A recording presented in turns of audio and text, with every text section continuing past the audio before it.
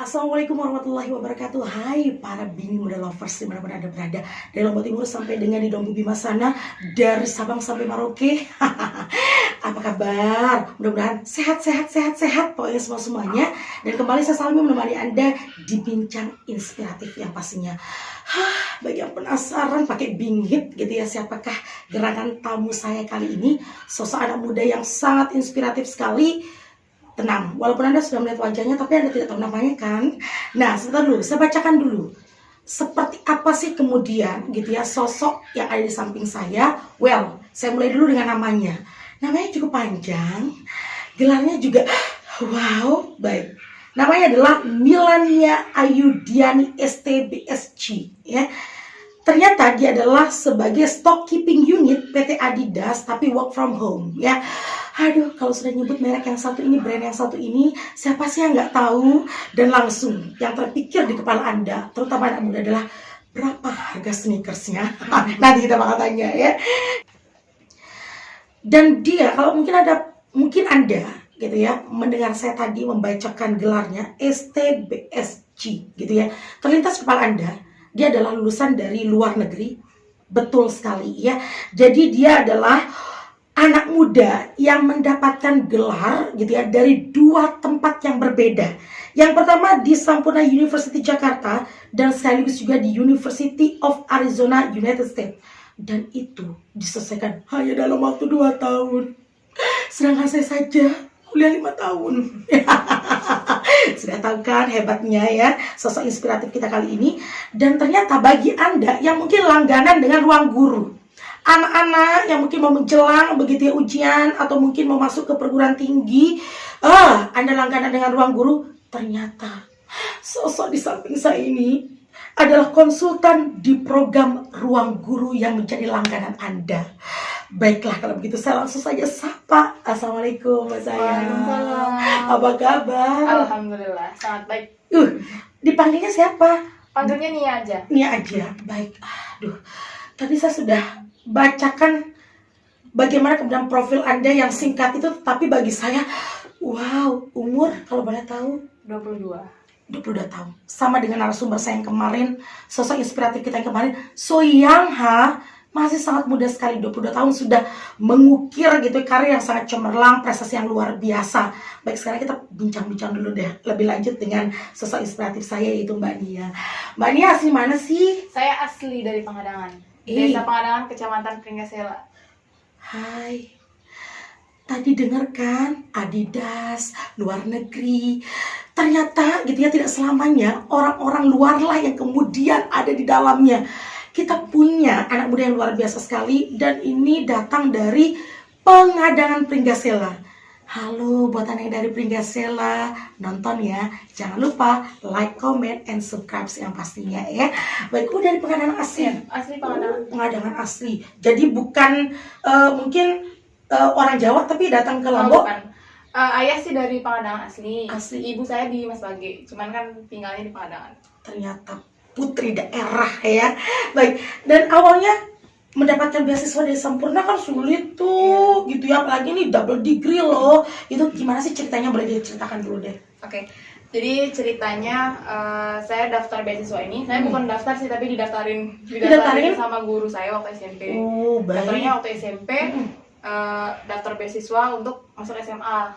Jadi ya memang dijelaskan programnya itu dari SMA sampai dengan perguruan tinggi. Jadi berkelanjutan gitu ya. Iya. Terus akhirnya lulus, tapi sebelum itu pengumumannya lama dulu. Jadi saya sempat juga SMA di SMA 1 Sulang. Oh gitu. Berapa lama? 1 bulan. 1 bulan Iya. gitu. Berarti sebenarnya ini kayak kecelakaan gitulah ya. bukan di sendiri yang mendaftarin, tapi guru. Kalau boleh tahu namanya Pak Guru atau Ibu Guru siapa? Pak Guru, namanya Pak Guru Ahmad Yani. Tuh, Pak Guru luar biasa ya, pahlawan tanda jasa yang dibalik kesuksesan adik Nia yang pastinya ya. Terima kasih Pak Guru, mudah-mudahan nonton kita ya Pak Guru ya. Jangan lupa like, comment, dan subscribe ya Pak ya. Baik. Oh jadi awalnya didaftarin guru dari pas di SMP, lanjut SMA dan kemudian mendapatkan beasiswa dari Sampurna University ini gitu ya. Ini kan Jakarta dan Amerika kan jauh nih. Gimana ininya gitu? Kalau untuk pembelajaran sendiri itu dosennya yang kesini. Oh gitu. Sama kalau ada beberapa mata kuliah atau mata pelajaran yang harus berhubungan dengan sana kita lewat Zoom atau lewat Teams gitu. Baik. Dan nggak perlu ke Amerika berarti? Nggak perlu ke Amerika. Jadi dosennya yang didatangkan langsung oleh Sampurna. Tapi kalau gitu ujian itu bener-bener dosennya itu ada di hadapan kita, soalnya kameranya semuanya on gitu, mengintai gitu ya, depan, dengan belakang, setajam kanan, silet lah ya. Gitu ya, diperhatikan kok bisa nggak cuma 2 tahun, kan sulit ya gitu. Masih mungkin ini juga tips buat anak-anak muda di sana, bagaimana sih mungkin memanage waktu, belajarnya seperti apa, boleh share deh buat teman-teman anak muda-muda yang lain. Oke, jadi kenapa cuma bisa 2 tahun? Sampurna itu dia kerjasama sama luar negeri. Jadi kerjasamanya itu namanya program fast track. Fast track program itu kalau di Indo namanya akselerasi lah. Tapi namanya fast track program. Fast track program ini program 3 tahun SMA dan 2 tahun kuliah. Nah, kebetulan saya lolos lah untuk ikut program fast track ini gitu. Jadi 3 tahunnya SMA, kemudian 2 tahunnya kuliah. Kenapa bisa seperti itu? Saya mengambil mata kuliah semester 1 itu ketika saya kelas 2 SMA. Jadi waktu saya SMA, saya jadi SMA dan jadi sejak SMA sudah bicara mengenai anak kuliah. Otaknya luar biasa. Sampai speechless loh. Tumben saya sudah beberapa episode gitu ya, sosok inspiratif saya, narasumber saya, ini baru saya speechless. Anak SMA sudah berbicara mengenai kuliah. Jadi sejak kuliah itu sudah diambil mata kuliahnya. Semester 1 tuh udah kelas 2 SMA. Waktu itu gimana reaksi orang tua ketika tahu lulus lo gitu di Sampurna University gitu? Kalau reaksi orang tua pastinya bangga ya. Pastinya bangga, terus sama ngasih saran, ngasih apa? Semangat, semangat kalau ini loh kita bisa buktiin kalau kita ini dari desa, anak siapa sih, bisa apa sih orang betul. Ternyata bisa juga, jadi sekarang buktiin. Emang saya panggil adik Nia aja ya. Adik Nia nih terlahir dari keluarga yang seperti apa sih kalau boleh tahu? Mungkin memang orang yang betul-betul pendidikan itu nomor 1. Iya. Pendidikan di keluarga saya itu nomor 1 banget. Orang tua saya kan ibu ataupun ayah saya itu lulusan SMA. Jadi waktu mereka masih muda dulu, mereka mau melanjutkan sekolah ke perguruan tinggi itu terhambat gitu loh. Jadi mereka tidak mau itu terulang lagi ke anak-anaknya gitu. Jadi mereka sebisa mungkin berusaha mendukung dan mensupport penuh apapun keputusan atau masalah pendidikan lah. Makanya pendidikan itu nomor 1. Betul. Tidak ingin sama pendidikannya tidak tinggi gitu ya. Jadi anak-anaknya harus lebih. Saya yakin semua orang tua lah yang seperti itu ya. Mudah-mudahan tentunya tetap sehat, panjang umur orang tua ya. Terus selesai 2 tahun gitu ya, mendampingi orang tua ketika wisuda. Mendampingi gitu ya. Jadi wisudanya di Jakarta gitu ya? Wisudanya di Jakarta, tapi kalau untuk wisuda kemarin itu yang S1 itu kebetulan kan online, jadi wisudanya di rumah. Oh gitu. Karena corona gitu ya.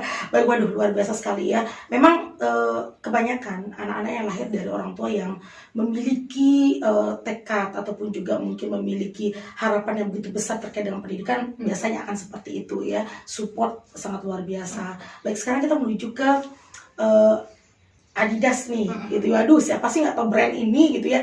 Sangat familiar sekali di kepala anak-anak muda gitu ya. Kalau sudah berbicara, apalagi sekarang kan lagi tren nih pakai sneakers gitu ya, pasti merek Adidas gitu ya. Gimana bisa keterima di sana? Ini kan brand yang wow gitu ya, nggak sembarang orang anak muda bisa mencapai untuk bisa bekerja di sana gitu. Sebenarnya malah ketika mbaknya bilang kok bisa gitu, malah saya juga bilang awalnya itu dari gabut sebenarnya sih. Aduh, ini saya kalau sudah dengar gabut gitu ya, saya jadi teringat dari seorang influencer yang gabut beli mobil. Kalau ini gabutnya apa? Waktu itu gabut, nggak tahu kan mau ngapain setelah corona. Terus baru pulang dari Turki.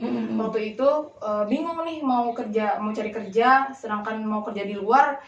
Aduh, kayaknya udah bukan waktunya untuk keluar lagi, jadi tapi pengen sama keluarga di rumah gitu. Jadi pengen cari kerja di Lombok. Soalnya saya dari usia 15 tahun saya meninggalkan Lombok. Jadi saya kasihan sama keluarga saya, jadi punya sedikit waktu gitu orang saya. Jadi saya pengen kayaknya ini waktunya buat saya menetap di Lombok dengan cara saya cari kerja di Lombok. Tapi lama-lama saya sulit menemukan pekerjaan di Lombok karena yang pertama tidak sesuai dengan passion saya. Yang kedua memang jurusan untuk saya seorang teknik industri itu susah di sini gitu. Tidak ada yang proper gitu lah menurut saya. Akhirnya ngelihat ada loker, terus dikasih info sama teman juga, ini ada yang buka, akhirnya ya udah iseng daftar aja gitu. Passionnya emang nggak banyak kantoran. Sebenarnya Kan banyak anak muda tuh yang ngejar untuk honor apa gitu. Iya. Biasanya tidak seperti itu gitu ya. Karena kebanyakan kita di daerah kan hanya bisa seperti itu. Iya. Lowongan pekerjaan atau lapangan pekerjaan masih sangat minim sekali gitu ya. Dan ini amat sangat kita sesalkan. Mudah-mudahan pemerintah kita punya perhatian lah ya. Di balik begitu banyak sekali sarjana-sarjana kita yang setiap tahun keluar, sedangkan lapangan pekerjaan sangat minim sekali. Tapi memang passionnya tidak di itu gitu ya. Ininya seperti inilah di perusahaan seperti itu ya. Kantoran atau sebenarnya saya orang lapangan sebenarnya. Cuman untuk kegiatan-kegiatan yang di luar pelajaran lah gitu. Akhirnya proses mendaftar atau maksudnya proses melamar pekerjaan di Adidas, akhirnya ketika daftar dan saya lihat juga itu ternyata bisa work from home, jadi ya udah saya ambil gitu ya. Kenapa tidak kan, mumpung nganggur juga. Pasti seneng banget lah ya, wow ini brand besar gitu ya. Terus kerjaannya apa kalau gitu? Kerjaan sebentar, saya baca kembali. Work from home sebagai stock keeping unit PT Adidas.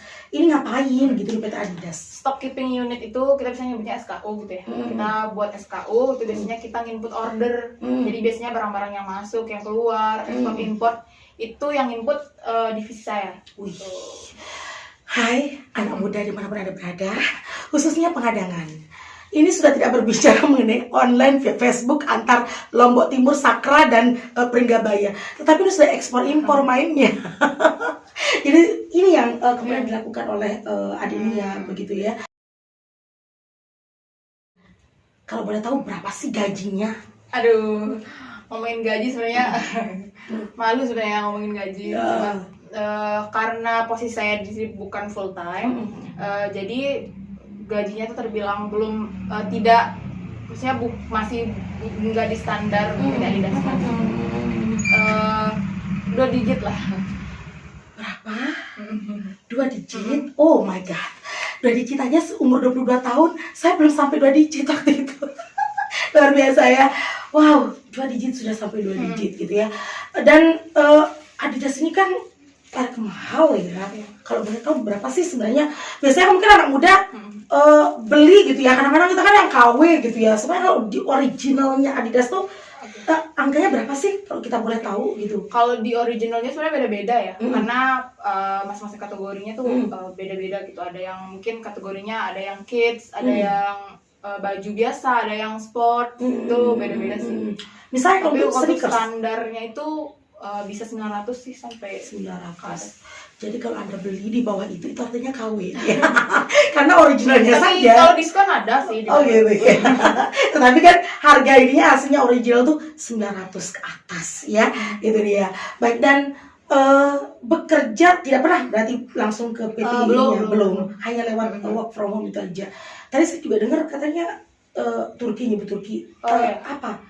Konferensi apa itu yang setelah dari ruang guru sih. Setelah dari ruang guru kemudian ada konferensi. Oh ya, kalau begitu ruang guru dulu.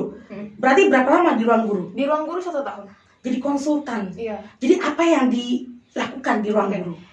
Di ruang guru itu sebagai outbound education consultant, kita sebagai penghubung lah antara customer sama pihak ruang gurunya ini sendiri gitu. Jadi kalau misalnya ada customer yang bertanya, itu konsultannya ke kita. Jadi ada di aplikasi, ada track record lah si customer ini dia udah sampai mana gitu. Dia udah nginstal aplikasi kita atau dia udah sampai ngelihat halaman page cuma ngeliat-lihat aja yang mana, gitu. Atau dia udah nyoba klik beli nih tapi nggak jadi. Nah itu yang kita coba approach di konsultan itu sendiri. Itu ternyata ya. Jadi buat Anda para pelanggan ruang guru, ternyata orang di balik itu yang kemudian mungkin sedikit membujuk Anda untuk gitu ya. Menjadi bagian dari customers gitu sama ya. yang ngatur iklan di YouTube Anda itu saya. Oh, ternyata. Baik, gimana sih awal bergabung dengan Ruang Guru? Kalau Diajak bergabung teman, apa Enggak. kecelakaan lagi? Didaftarin iya, teman? enggak. Enggak. Ngelihat loker juga. Oh, loker juga gitu Karena ya. waktu di Ruang Guru itu saya baru fresh graduate waktu itu. Kan selektif banget tuh gitu ya, penerimaan entah itu di Ruang Guru atau Adidas gitu ya. Gimana sih cara menyiasatinya gitu? Cara menyiasati sebenarnya nggak ada siasat sih. Cuman yang dipersiapkan cuma berkas-berkas aja, sama kalau misalnya pas interview itu be real aja, jadi diri sendiri. Jadi gitu. diri sendiri. Malah kadang ada beberapa, apalagi untuk Ruang Guru ya, untuk perusahaan yang mereka udah merekrut orang-orang yang profesional untuk merekrut orang. Jadi dia udah tahu nih kayaknya orang ini tipe orang yang bohong gitu. Jadi kita jadi diri kita sendiri aja. Tuh. Jadi kalau Anda misalnya melamar pekerjaan gitu ya di suatu perusahaan, baik itu yang kecil maupun yang besar, be yourself ya, real mungkin bahasanya ya. Jadi diri sendiri aja, nggak perlu berbohong. Karena apa? HR itu lebih tajam ya, instingnya daripada Anda. Kayak Itu contoh, tips ya. Kayak contoh saya ditanya mau gaji berapa gitu. Kan itu kan pertanyaan tricky ya dari HRD. Terus kita biasanya jawab enggak apa-apa, saya nggak butuh uang, Saya ingin cari pengalaman aja. Itu sebenarnya udah di skip. Gitu ya. Jujur aja, Jujur butuhnya aja. berapa, Saya maunya gaji saya 2 juta misalnya gitu, 3 juta gitu. Biasanya kan bakal ditanya tuh sama HRD-nya, emang kamu pantas udah gaji segitu? Tinggal jelasin aja kemampuan kamu apa gitu ya. Jangan minta yang lebih juga. Jangan minta lebih juga gitu ya, gak sesuai gitu ya untuk ukuran pekerjaan seperti itu, maunya 10 juta ke atas kan juga mikir-mikir gitu HRD-nya ya. Baik, selanjutnya saya ingin tanya, di Adidas gitu ya, di Adidas sendiri gitu, ada nggak mungkin proses untuk kemungkinan misalnya naik level nih gitu, pekerjaannya bukan work from home gitu, mungkin nanti bakal dimasukin di dalam perusahaannya atau mungkin jadi bagian lah dari keluarga di perusahaan. Ada banget. Jadi jenjangnya adiknya ini gimana? Jenjang Masih karirnya jenjang awal gitu ya? masih jenjang awal. Soalnya baru 3 bulan sih. Kita boleh sedikit jujur-jujuran gitu ya. Kalau saya lihat kan dari background pendidikan, tidakkah background pendidikan ini begitu sangat mempengaruhi kenapa Anda kemudian diterima di Adidas, kemudian diterima di Ruang Guru? Seberapa besar sih menurut Anda background pendidikan seseorang? Tidakkah itu menjadi your lucky gitu, keberuntungan Anda? Sebenarnya kalau dibilang ngaruh pasti ngaruh ya. Background pendidikan itu pasti menjadi salah satu kriteria yang dilihat sama HRD. Tapi sebenarnya tidak lebih dari 50% lah berpengaruhnya. Karena biasanya banyak orang yang background pendidikannya tinggi, IPK-nya bagus, IPK tinggi juga, tiba-tiba pas di interview dia nggak bisa ngomong. Banyak juga orang yang pintar tapi ketika misalnya dia disuruh jadi guru dia nggak bisa ngajar, atau banyak orang yang pintar ketika disuruh jadi tenaga kesehatan apa dia nggak bisa gitu mungkin. Jadi lebih ke public speaking sih biasanya, cara berbicara gitu ya. Tuh, jadi ini juga tips. Kenapa saya tanya begitu sama adik ini ya? Ini juga tips buat Anda. Mungkin yang selalu mengatakan, aduh dia sih lulusan ini makanya keterima, dia sih cum laude, dia sih ini gitu. Sebenarnya bukan itu, tetapi bagaimana kemudian proses atau cara kita berbicara, mungkin menyampaikan apa yang kemudian seharusnya kita sampaikan kepada HRD atau mungkin orang yang kita melamar gitu ya. Baik, sekarang, kita sekarang menuju ke yang konferensi ini. Katanya pernah ikut konferensi pemuda di Turki, itu gimana ceritanya? Itu sebenarnya ceritanya lucu juga sih.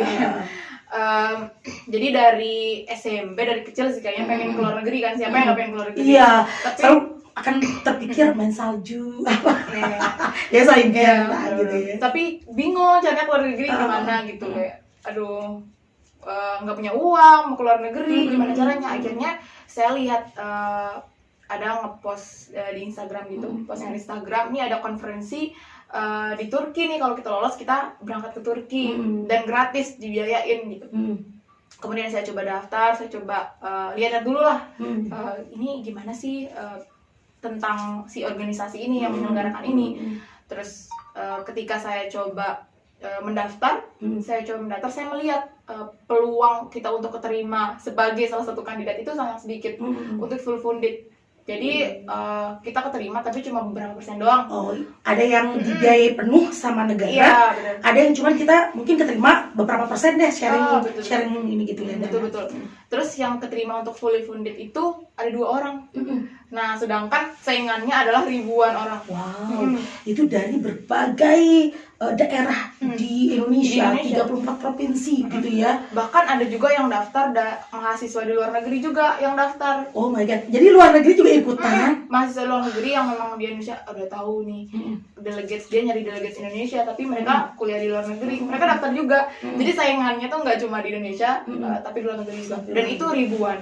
Iya, Mungkin berarti sekitar 4 ribuan, iya kayaknya sekitar itu. Wow. jadi ke possibility saya untuk dapat kesempatan ini Oh, sangat kecil, gitu 0,0 ya. berapa kan gitu. Terpikirnya waktu itu Jadi terpikirnya waktu itu. saya mikir lagi gimana ya caranya biar saya jadi biar saya berangkat nih, biar saya bisa jadi orang ini. Ternyata yang terlintas di benak saya adalah salah satu cara agar saya ikut berangkat ke Turki adalah saya menjadi bagian dari organisasi ini. Ya. Dan Anda Iya, dan melamar di organisasi tersebut dulu gitu ya, baru iya. Akhirnya saya ngelamar di sana, keterima. Akhirnya ternyata keterima, dan yang kemarin mimpi saya untuk ikut seleksi di acara konferensi ini, saya yang menyeleksi. jadi ini saya tidak tahu apakah ini don't try this at home atau memang harus dicoba gitu ya. Ini harus dicoba. Tapi sebenarnya memang kadang-kadang hidup tuh begitu ya. Memang tidak harus semulus apa yang kita inginkan. Maksudnya kadang-kadang tidak semulus apa yang kita inginkan. Tapi ada lika-liku yang memang harus kita tempuh. Salah satunya cara itu gitu ya. Trik-trik seperti itu. Jadi ini tips deh buat teman-teman anak-anak muda gitu ya. Kalau misalnya mungkin Anda bercita-cita bermimpi ingin keluar negeri gitu ya melalui salah satu mungkin organisasi fully funded, itu Anda caranya adalah dengan seperti itu. Ikuti dulu organisasinya. Baru nanti Anda bisa bakal bukannya justru menjadi pesertanya, justru yang menyeleksi gitu ya. Dan akhirnya berapa hari di sana? 3 bulan. 3 bulan itu. Dan itu bertemu dengan pemuda-pemuda dari berbagai negara. Dari berbagai negara dan orang-orang hebat dah dari Indonesia. Jadi ketika kita ketemu orang Indonesia, pas kenalan dari mana, dari UI, dari, jadi kayak oh emang orang-orang yang hebat yang kepilih gitu. Terus saya dalam hati, oh mungkin kalau saya ikut seleksi kayaknya kalau saya nggak orang-orang ini gitu. Aduh, agak sedikit tipis gitu ya, tapi enggak lah, mungkin Anda belum mencoba ya gitu waktu itu, tapi trik itu bisa digunakan lah ya. Aduh, kenapa aku tidak terpikir ya trik itu dulu ya. Terus nggak cuma delegasi doang sih, ada ikut menteri juga, sama ketua DPR, Ibu Puan, sama wakil DPR, sama stafsus gubernur juga ikut juga kesana. Sama duta Indonesia Turki. Tahu nggak? Duta besar. Umur 20 udah mainnya tuh Anies Baswedan. Lah kita mainnya sama ya setara bupati lah masih ya. Ini luar biasa sekali loh. Dan di sana ngapain gitu, anak-anak muda ini ngapain? Apa yang mereka kemudian bicarakan? Apa yang kemudian mereka rumuskan? Apa yang kemudian mereka mungkin musyawarahkan lah mungkin saya seperti itu. Jadi kemarin itu kita ngambil temanya kepemudaannya. Kepemudaan, gimana sih peran pemuda ini, dan kebetulan waktu itu juga tahun pertama COVID kalau nggak salah. Jadi riuh banget kan keadaan di negara kita, dunia, khususnya di negara kita. Jadi itu yang kita bicarakan, gimana sih peran kita sebagai pemuda di berbagai bidang gitu, bidang ekonomi, sosial, budaya, ataupun kesehatan yang ada di Indonesia. Gimana cara kita nih, itu yang kita bicarakan dan kita konsultasikan di sana. Jadi semua anak muda ini sharing pendapat gitu. Apa sih yang bisa kemudian anak muda lakukan terkait dengan masalah ekonomi dunia, masalah segala macam begitu ya. Dan ketika itu apa yang paling menarik yang didapatkan adiknya di sana? Jadi yang paling menarik menurut saya itu adalah orang-orang delegasi-delegasi dari berbagai negara ini, mereka membawa nggak cuma bawa topik doang ke sana, jadi mereka sudah melakukan aksi nyata nih, baru mereka presentasikan. Jadi itu menurut saya menarik banget. Ada yang dia mendirikan, karena acara ini, karena acara konferensi kemarin itu mereka mendirikan panti asuhan, mereka memberdayakan kaum difabel, itu. Jadi menurut saya itu luar biasa banget dan langkah yang nyata dari pemuda untuk Indonesia. Betul. Itu yang memang langkah-langkah nyata ini yang sedang dibutuhkan oleh Indonesia daripada harus banyak berteori begitu ya. Baik. Dan kenapa sih kembali ke Pulau Lombok? Kan lebih enak tuh gitu ya, misalnya mungkin ya walaupun ya work from home, Adidas loh walaupun dari rumah, tetapi kenapa nggak stay misalnya di kota besar Jakarta, kenapa memilih di Lombok? Oke, ini menarik sih pertanyaannya. Jadi saya pernah mikir ya, saya kan tinggal di Desa Pengadangan ya. Desa Pengadangan tuh terpencil, bahkan mungkin kalau kita tanya orang tahu Desa Pengadangan nggak tahu pasti. Jarang tahu ya. Jarang tahu Desa Pengadangan. Jadi memang terpencil dan setiap orang yang merasa diri ini perasaan saya sendiri aja ya. Saya mengamati dari lingkungan saya. Setiap orang yang merasa dia hebat, setiap orang yang merasa dia pintar, dia akan keluar. Karena dia ngerasa dia nggak cocok di sini. Karena betul. Desa ini adalah apa sih yang bisa kita lakukan desa kecil gitu. Seringkali orang terpikir begitu gitu ya. Jangankan di Pengadangan, walaupun orang yang berada sedikit agak kota, selalu kadang-kadang aku lebih nyaman deh di luar daerah gitu. Oleh karena itu kenapa Denia memilih pulang? Terus saya mikir lagi, ketika semua orang ngerasa dia pintar terus dia pergi, ya pantas desa saya nggak maju-maju dari dulu. Betul, ya, sepakat. Saya ingin menjadi salah satu. Kalau saya nggak bisa menjadi salah satu untuk misalnya membuat desa saya maju, setidaknya saya menjadi salah satu orang yang membuat seseorang membuat desa saya maju. Wih, keren tuh, ini quote lah. Ya, dan sekarang apa yang coba untuk adiknya lakukan di desa?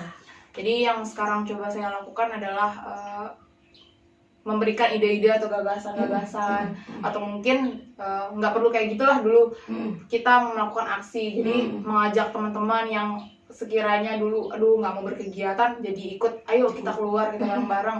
Karena sebenarnya nih nggak ada apa-apanya kalau nggak ada pemuda. Sebenarnya kuncinya tuh ada di pemuda. Itulah kenapa kemudian Soekarno mengatakan, berikan kepada 10 pemuda maka aku akan guncang dunia. Karena memang pemuda punya sesuatu yang luar biasa yang bisa ditawarkan, baik itu pemikirannya, tenaganya, begitu ya. Dan saya dapat bisikan nih, bukan bisikan gaib ya, tetapi dari tim ini saya, di redaksi, pernah ikut nulis buku juga. Oh ya, pernah. Itu waktu kuliah. Iya. Pas kuliah udah ikut nulis. Iya. Emang hobi? Memang suka nulis. Kemarin kan baru rilis buku pertama saya. Wih, apa tuh? Judulnya Public Leadership Through the Crisis. Wis, saya nggak bisa nyebutnya ya, karena kan bahasa Inggris ya. Tetapi boleh diulang lagi? Public Leadership Through the Crisis. Oke. Public Leadership Through the crisis ya. Jadi kurang lebih mungkin artinya tuh bagaimana kemudian pemimpin bisa mengatasi krisis begitu ya. Ya, saya nggak tahu deh, pokoknya ngertinya gitu-gitu aja ya. Itu buku ini berbicara mengenai apa sih? Buku yang mana dulu nih? Yang tadi, yang tulisannya sendiri. Itu berbicara tentang pemuda sih. Itu motivasi saya nulis itu dari ke Turki itu. Jadi saya ketemu orang-orang banyak dari CEO dari perusahaan besar. Jadi saya ngerasa, aduh, penting banget nih untuk orang-orang sebenarnya tahu kalau mau jadi sukses itu nggak selamanya mulus gitu perjalanannya. Tapi ada juga hal-hal yang harus dibangun gitu. Jadi saya masukkan di buku tersebut. Dan yang pasti kesuksesan itu tidak ada yang instan. Betul. Tidak ada yang instan. Harus melalui proses ya. Itu yang ditulis. Berapa lembar? 150 lembar. 150 lembar Anda akan dimanjakan bagi Anda para penikmat buku gitu ya. Bisa didapatkan di mana? Boleh nanti mungkin kita akan sebut di sini. Apakah di toko kelontong terdekat gitu ya? Di mana? DM Instagram. DM langsung Instagram. Instagramnya di apa? @nia Ayudiani. Jadi buat Anda para penikmat gitu ya buku-buku yang berkualitas nih gitu ya. Apalagi ini udah saya nyebut ya tadi bahasa Inggrisnya udah luar biasa ya. Lagi sedikit ribet gitu karena sedikit panjang bahasa Inggris gitu ya. Public Leadership Through the Crisis gitu ya. Jadi buat Anda yang mungkin ingin tahu seperti apa sih kemudian perjalanan begitu ya untuk mencapai sebuah kesuksesan, silahkan Anda bisa langsung, ini berarti berisi motivasi ya, berisi motivasi. Jadi silahkan langsung DM Instagram adiknya di @nia ayudiani untuk mendapatkannya. Untuk harganya murah kok, 49.000. Tuh, 49.000 ilmu ini tuh, luar biasa ini ilmu, sangat murah sekali untuk sebuah ilmu ya. Baik, itu dia dari bukunya adiknya sendiri. Tadi buku belajar, itu buku pembelajaran apa? Jadi waktu kuliah itu diajakin teman sih, waktu itu ikut freelance, jadi freelance. Namanya PT Wi Digital Tribuana. Itu di Jakarta. PT Wi Digital Tribuana. Oke, baik. Jadi tugasnya itu kayak buat buku-buku mata pelajaran, terus buku untuk translate dari Inggris Indonesia Untuk ke anak Inggris. SD, SMP, SMA, atau kuliah? SD dan SMP. SD dan SMP. SD dan SMP. Terus untuk project yang saya kerjakan itu adalah membuat buku pelajaran, buku paket untuk kelas 4 SD kalau nggak salah dulu. Untuk kelas 4 SD dan alhamdulillah terbit. Tapi nggak tahu saya nggak pernah lihat bukunya karena mungkin saya nggak pernah lihat buku-buku SD ya. Tapi mungkin nanti kalau anak saya sekolah, gitu ya. Jadi ibu yang nulis gitu ya. Waduh, luar biasa sekali, ya ampun ya. Masih kuliah udah bisa ini. Kenapa sih suka menulis? Suka menulis karena menurut saya ketika kita merasakan sesuatu terus diutarakan, ketika diutarakan udah musnah gitu, hilang, nggak tahu nih kapan kita ngomong lagi. Tapi kalau kita nulis, kita bisa mengabadikan apa aja yang ada di otak kita menjadi sebuah tulisan. Jangankan tulisan kita, mengabadikan nama kita saja itu bisa lewat buku. Sama ada quotes sih yang menjadi motivasi saya untuk ini paling asik nih. Quotesnya itu dia bilang, kita semua adalah buku cerita ketika kita mati. Jadi ketika kita udah meninggal, yang akan menjadi kita tuh akan jadi buku cerita. Jadi orang akan menceritakan kita. Siapa kita? Ini siapa sih? Buruk, baik. Betul, itu ya. Orang kan tahu nggak si itu dulu ya semasa hidupnya orang itu begini gitu ya. Itu kalangan julid mungkin ya. Lalu ada pun yang mungkin yang baik akan mengatakan, wih luar biasa dulu perjuangannya seperti itu. Aduh, itu sepakat banget ya. Jadi itu alasan adiknya senang sekali menulis gitu ya, bisa meluapkan, menyampaikan apa yang ada di dalam pikiran begitu ya. Baik, selain senang nulis, senang apa? Hobi? Senang menulis, senang apa? Suka nyanyi-nyanyi sih. Kalau gitu kita dengar. Kita dengar. Sebaik saja nyanyi. Lagu dangdut, pop, rock and roll. Saya ralat hobi saya menulis saya. Dia nggak berani dapat challenge dari saya untuk nyanyi ya. Tapi senang gitu ya. Suka banget nyanyi di kamar mandi lah gitu ya. Tapi yang penting nggak bikin tetangga sebelah pingsan. Nggak tahu itu. Siapa tahu pingsan tapi saya nggak tahu. Baik, Anda sudah terlibat dalam kepemudaan. Oleh karena itu saya ingin bertanya kepada Anda, seperti apa pemuda saat ini dalam pandangan seorang Nia? Oke.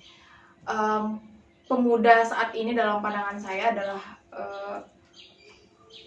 pemuda tuh sudah bisa menyuarakan pendapatnya. Pemuda itu sebenarnya bisa melakukan hal yang lebih sebenarnya dari apa yang mereka bisa. Tapi balik lagi kita juga perlu menghargai orang-orang di atas kita. Karena banyak sekali yang saya lihat sekarang, banyak pemuda yang merasa mereka sudah pintar, mereka ini zaman kita nih udah bukan zaman lagi orang tua. Tapi menurut saya penting juga kita mendengarkan apa kata senior kita. Betul. Jadi kita tetap menjadi pemuda yang optimistik, tapi juga kita harus menurunkan egoisme kita sendiri. Betul, luar biasa. Jadi Anda boleh optimis, Anda boleh percaya diri menjadi pemuda yang luar biasa, tapi ingat satu hal, bahwa orang-orang sebelum kita yang hidup sebelum kita adalah orang-orang yang sudah makan asam garam kehidupan. Nah, itu kenapa dia mengatakan kita perlu belajar dari yang senior begitu ya. Ini yang perlu dilakukan oleh anak-anak muda kita katanya. Sekarang kita berbicara sedikit mengenai seberapa besar sih kalau menurut adiknya perhatian pemerintah terhadap anak muda. Perhatian pemerintah terhadap anak muda. Baik itu mungkin skala nasional maupun daerah. Yang saya lihat itu luar biasa sekali. Pemerintah itu bisa membuat program-program, pemerintah bisa memberikan kalau misalnya kita pengen buat kegiatan, pemerintah itu bisa mengeluarkan dana aspirasi untuk kita. Itu bagi saya support yang luar biasa untuk pemuda. Tinggal kitanya aja mau gerak apa enggak itu. Nah, ini biasanya menjadi masalah adalah anak mudanya yang mager gitu ya. Harus gerak katanya ya. Apa tuh istilahnya? Mager gitu ya, malas gerak gitu ya. Jadi sebenarnya pemerintah sangat mensupport bagi pandangan adiknya begitu ya. Jadi tinggal bagaimana kemudian pemudanya menjemput gitu ya. Baik, sekarang adik Nia, apa yang adik Nia ingin sampaikan kepada anak muda kita di luar sana? Baik itu yang ada di Lombok Timur maupun yang ada di Dompu Bima sana, Nusa Tenggara Barat dan juga nasional. Jadi berdasarkan pengalaman pribadi saya, jadi apa yang kita omongin tadi kan, Mbak sendiri lihat saya track recordnya saya tidak dalam satu hal aja gitu. Jadi saya suka public speaking, saya coba public speaking. Saya suka, saya pengen keluar negeri, saya keluar negeri. Walaupun jurusan saya sebenarnya nggak itu. Kalau orang kan gitu straight aja gitu. Betul, tapi kalau betul. saya enggak. Pesan saya untuk teman-teman, jadi saya ingat quotes dari Dahlan Iskan, itu berbunyi, setiap manusia itu punya jatahnya untuk jatuh masing-masing. Jadi selagi kita muda, kita pergunakan, kita habiskan jatah kita untuk jatuh itu. Jadi ketika kita tua nanti, udah habis jatah kita. Jadi kita tinggal menikmati apa yang udah kita lakukan semasa kita muda. Wow, luar biasa, betul. Setiap kita tuh punya jatah jatuh. Tapi bagaimana pun kita di masa muda menghabiskan masa jatuh itu, dan ketika tua kita sedang berada di posisi atas, menikmati apa yang sudah kita lakukan. Betul. Jangan sampai kebalikannya, masa muda kita berlihai-lihai, mager, kita jatuhnya, kita ngabisin jatah kita jatuh tuh ketika tua. Jangan sampai terjadi. Baik, sekarang saya punya daftar pertanyaan cepat. Buat adik Nia, harus jawab cepat adik Nia. Baik. Sekarang, yang pertama, are you ready? Siap? Baik. Pengusaha atau kantoran? Pengusaha atau kantoran? Pengusaha. Ya. Kenapa terus kemudian kerja di Adidas? Lebih baik mungkin bikin usaha sendiri gitu. Proses gitu. Tapi memang tujuannya ingin jadi seorang pengusaha. Baik. Udah nggak mau jadi bawahan. Gitu. Pengen menciptakan lapangan jadi bos. Betul, menciptakan lapangan pekerjaan. Mau Adidas atau mungkin berpindah ke brand lain? Aduh, nanti kalau saya jawab Adidas bos saya nonton. Untuk saat ini Adidas lah ya. Baik. Kemudian menurut adik Nia, seorang perempuan itu apakah dia perlu cantik tapi bego, atau biasa saja tapi smart? Biasa-biasa saja tapi smart. Karena kalau cantik itu bisa dipoles. Kalau otak itu susah. Baik. Teman atau keluarga? Teman atau keluarga? Karena kalau udah akrab dan keluarga pasti gampang cari teman. Begitu ya. Stereotip atau luar daerah? Stereotip. Kenapa? Karena pokoknya ingin deh gitu ya. Ingin membangun tim dah. Ingin membangun tim. Sekarang karir atau menikah dalam waktu dekat? Waduh. Boleh tidak memilih? Jangan langsung pilih salah satunya. Dua-duanya. Ingin menikah muda. Karena perempuan itu tidak harus dihadapkan dengan pertanyaan menikah dulu atau karir dulu. Kalau misalnya bisa dua-duanya, kenapa tidak? Wis, keren. Baik. Terima kasih, walaupun singkat pertanyaan cepatnya. Baik, tetapi yang terakhir, apa impian yang ingin diwujudkan oleh seorang Nia dalam waktu dekat?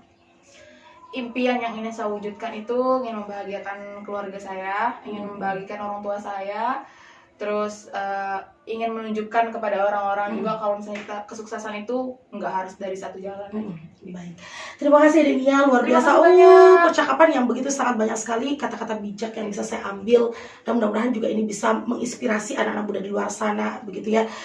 Bagaimana kemudian seorang perempuan, kalau biasanya mungkin ada yang mengatakan bahwa perempuan itu sudahlah sumur dapur kasur selesai, tetapi lihatlah, ada banyak sekali perempuan-perempuan yang luar biasa, begitu, yang bisa berkarir, menggapai impian mereka. Jadi tidak hanya terbelenggu dengan kata-kata tadi, sumur, dapur, kasur. Bisa bermanfaat bukan hanya mungkin untuk masyarakat yang ada di sekitarnya, tapi bahkan mungkin sampai begitu ya, nasional dan juga dunia. Salah satunya ada di samping saya, gitu ya. Mudah-mudahan ini bisa menginspirasi anak-anak muda semuanya. Terima kasih Nia, sukses selalu.